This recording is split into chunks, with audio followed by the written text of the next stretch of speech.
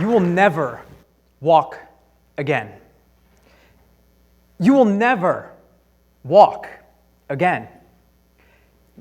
Maybe I shouldn't start there. In a few minutes, I'll get back to that. First, let me introduce myself. My name is John Tartaglio, and today I'm here to share my idea. So, in the business world, when a company is trying to drive performance, when they're trying to drive change, they use something called the congruence model.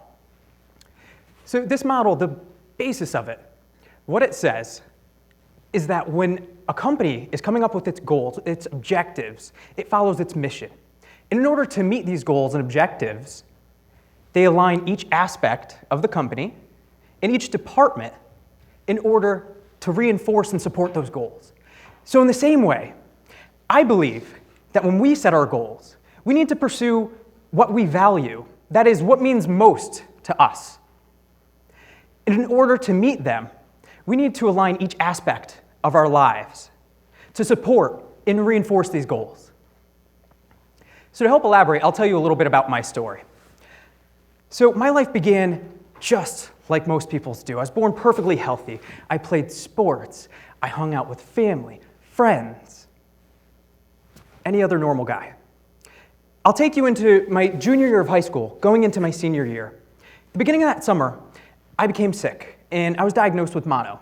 So I thought nothing more than, man, this is going to kill me to not be able to hang out with my friends and work out and just do those everyday things. So if we fast forward a little bit towards the end of the summer, I wake up on August 22nd, 2004, and something's different. I had this unbearable pain in my legs. So I told my parents, and from there, we went to the doctor's office, to the hospital, and we could have never been prepared for what happened that day. In one day, I went from your average normal teen to handicap.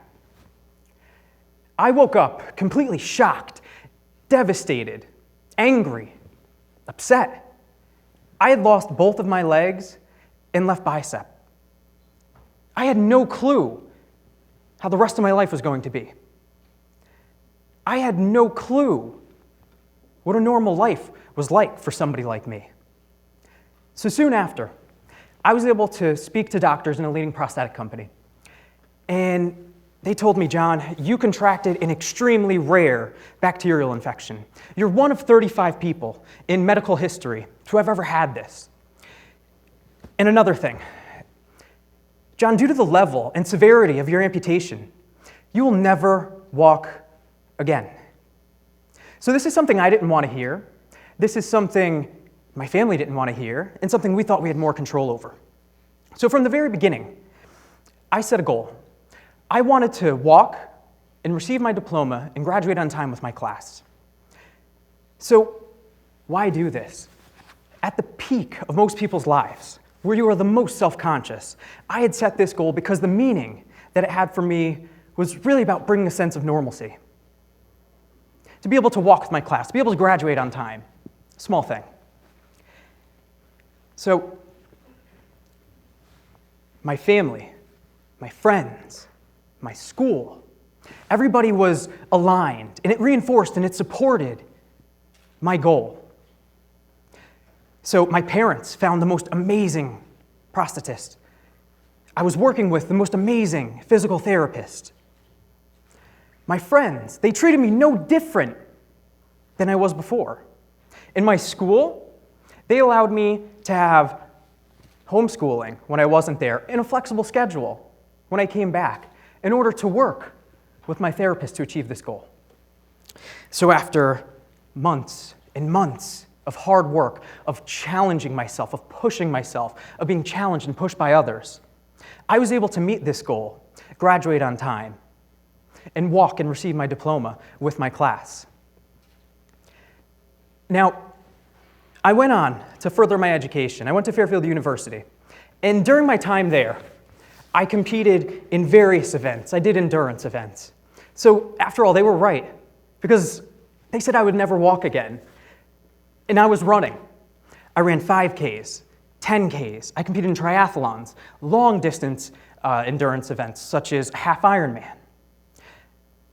But there was one goal after graduating from college that I didn't even think would be possible. From the beginning of my experience, and even throughout most of college, my goal was I wanted to run and complete a marathon. So it was the perfect time in my life.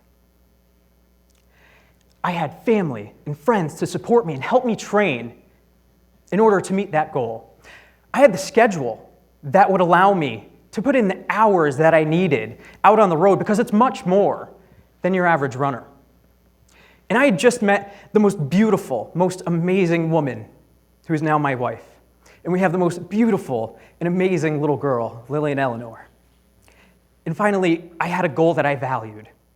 See, to me, running this marathon meant that I had overcome my disability. So, to not meet this goal would be so much harder than the work that it would take to make it happen. So we'll fast forward to the morning